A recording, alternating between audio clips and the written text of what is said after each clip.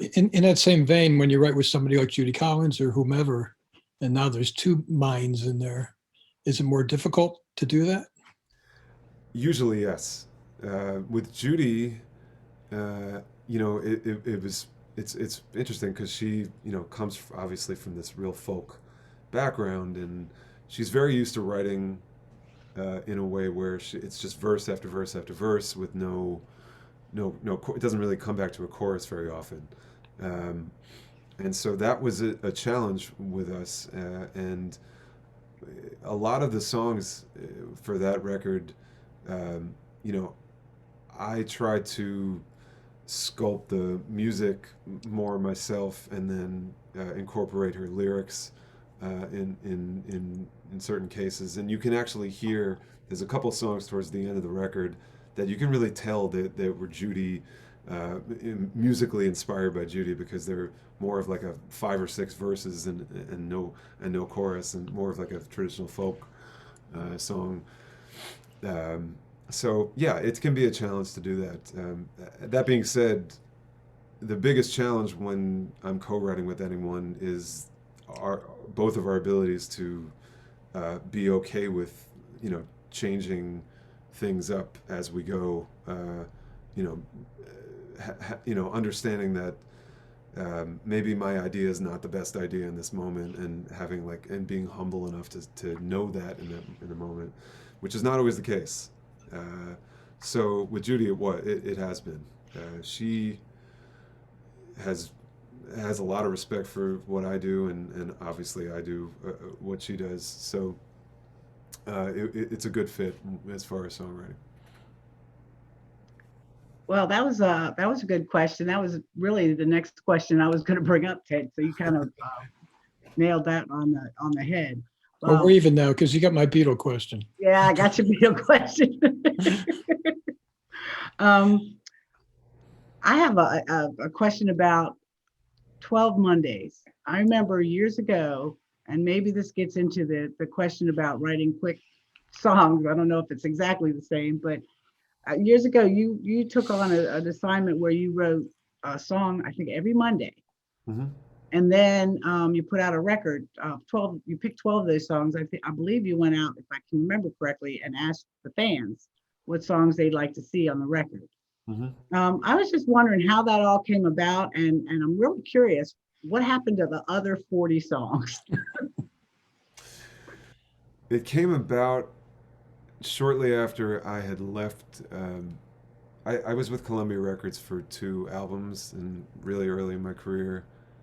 I kind of had a bad taste in my mouth after that experience, and I was really eager to release more music because there was a gap of I think 3 years between album one and album two with Columbia, and I had tons of half-written songs that I wanted to continue writing, but I just felt like with Columbia I didn't want to you know I didn't want to finish all those songs just yet. Um, I didn't want them to have any kind of control over them. So, uh, once I left that deal, I just was trying to figure out a way, as everybody does even these days, to differentiate myself from all the other writers out there, and performers. And how am I going to do that? I write a lot. Let's try this. And it certainly helped that at 27 or 28 years old when I did that, I was a single guy that really didn't have much responsibility whatsoever, and now I don't think I could pull that kind of thing off. I had time. I had time to get inspired. I had time to go out and find things to write about. Now I have to imagine them occasionally if I really or like read a book and think about what I just read, and it's just a different experience. So it was great to do that. As far as the songs that didn't make the album, a few of them I do still play live, and I also, because my fans chose the 12 that wanted to be on that album, it wasn't completely in line with what I thought should be on the album. So there are a handful that I wound up putting on subsequent records, like the one I did right after that. Uh, I feel like it had something. Oh, it had a song called "Swan Song" that I had done during the 12 Mondays, during that year, but it wasn't on the 12 Mondays record. It wound up on the next one because I was like, yeah, this is a good song. I want to do this. I want to have this on the next record, and that trend continued for a couple of other albums, just putting, random songs from that year, recutting them and putting them on whatever album I was working on because they would fit well with it. Well, um, it was.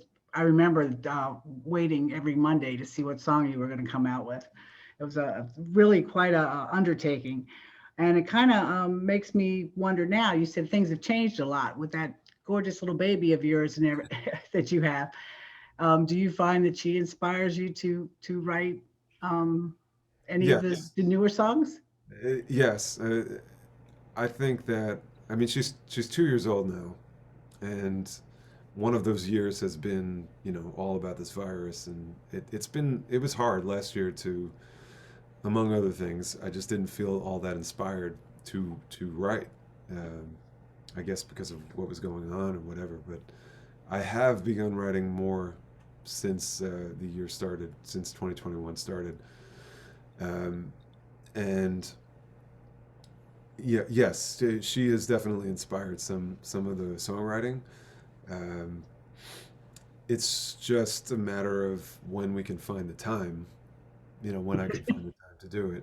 As any parent would know, that's difficult, and in particular right now with the virus going on, neither my wife or I feel all that comfortable with somebody else coming in to babysit. So essentially, and she's a songwriter as well. So we try to give each other as much creative time as possible, but it's difficult. We also have a pretty needy dog as well, so it's almost it's like 1.5 kids in here, and there's not a whole lot of time every day. But I will say though that I am very excited about the stuff I'm doing lately. That whatever album that winds up on probably later this year, I think it's going to be good material. Well, and you mentioned your wife, Chrissy Poland. You're in a duo with her, Birds of Paradise. Yeah, Blueberries. How's how's that going, and what's it like, to be performing with your wife? And Uh, that's great. It's always been great to do that. Unfortunately, really uh, since the baby arrived, we haven't written all that much. And obviously, with this past year being not able to perform live, I think we did one, show like I just did, like a virtual show, but otherwise, we haven't really played all that much together. She's got her own music that she's releasing this year, and we just try to be supportive of each other. But as far as the Bluebirds stuff, I think probably later this year or next year we'll pick it back up and do more. wow, yeah, you certainly sounded great tonight. I don't, I think that's about all the questions I have. Is there anybody on this call that would like to ask any questions? Ted, do you have anything else want to talk about? At what point did you decide to be a songwriter? I mean, as a full-time job, I know you were interested in playing baseball at one point. What did you play at baseball? What was your position? I pitched and I played first base, and I was, I was very good in high school, and then I had arm trouble, and it kind of killed the whole, possibility somewhere around my freshman year of college, which coincided with me starting to write music. I had not picked up a guitar until I was 16, and I think I wrote my first song maybe 2 years after that. Um, so, and as far as being a professional songwriter, I think uh, it took a while to feel comfortable with that term. But I think just looking back and towards the end of college, I finished college at NYU. I was 21, 22 years old. Right around then, I went on my first tour of other colleges and played some very humbling shows for empty, theaters and half empty or quarter empty occasionally. And that was the beginning of me being I guess, a professional touring musician. But as far as my songs and feeling comfortable as a professional songwriter, you know, I suppose getting signed by the big label, I was 24, 25 at that point. That was like, okay, I must be doing something right. I had built up a bit of a fan base at that point, and enough to get the attention of, you know, the great, Columbia Records. I felt like, okay, this is making sense, and I can certainly support myself doing this. Where were you living at the time? I was in Brooklyn. I was in Okay. New Brooklyn. York. Okay. I was living with a couple of other people, Mhm. so that helped me make a living and pay the rent. But I lived in Brooklyn until only 5 years ago or so, 5, 6 years. So, we can't wait till we open up again. I think once things open, people are going to be so hungry to get out on the road and to see live music. And we'd love to have you back here as soon as I'd that love happens. to come back. Thank you. Yeah, I enjoyed it very much, and thank you. Yeah, absolutely. So, Ari, I have a question for you Yeah, on yeah, that yeah. note. How do you feel you're going to be a different performer, like post epidemic? Like, what are the things that you think you're going to like pour more into versus like things that I think it's just a different approach? I haven't really thought about that. That's a good question. Um, Like, do you think you're still going to want to like touch people and hug people oh, and talk to eventually. them? Uh, hmm. Well, the fact that I'm hesitating to answer, I guess, is an Yeah, answer to the question in a way. yeah, I think I don't plan on doing any kind of playing any indoor venues until at least I am vaccinated. But I know that there's a lot of questions to be answered. There's a lot of yeah, thinking that needs to be done. It still feels like far away for that stuff to start again, even though I want it to be tomorrow. yeah. Um, but obviously, I want everybody to be safe, and I won't feel comfortable if that's not the case. So if it is the case, then yeah, I'm gonna hug after a show for sure. Yeah, Unless I mean, I think that's the hard part is you're such an intimate performer. Like the hard part is I would love to see you go big, but I also feel like there's something so incredibly intimate and special about your performance that would get lost if people couldn't have that connection, if that makes any sense. right. Well, so you're talking more about the space of the venue and how many people are Yeah, showing up. Right. yeah, That yeah, uh, yeah, I think there's some truth, especially when I play by myself. Uh, uh, obviously, there's very few people on this earth that can command thousands and thousands of people. Not that I'm expecting that to ever happen to me, but uh, that can command I that think many it's people. possible. Right. Or That you're can able command to that do many that, yes.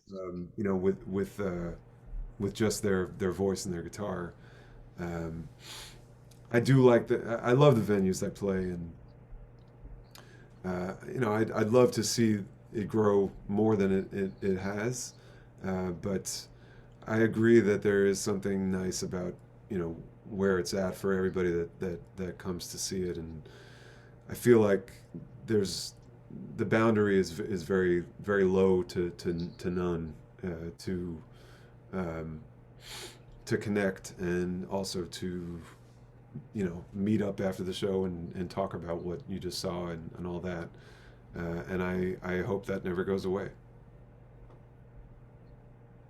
It feels a long way away. But as someone who's duly vaccinated, I just hope that more people get an opportunity and opt too, Yeah, me as well.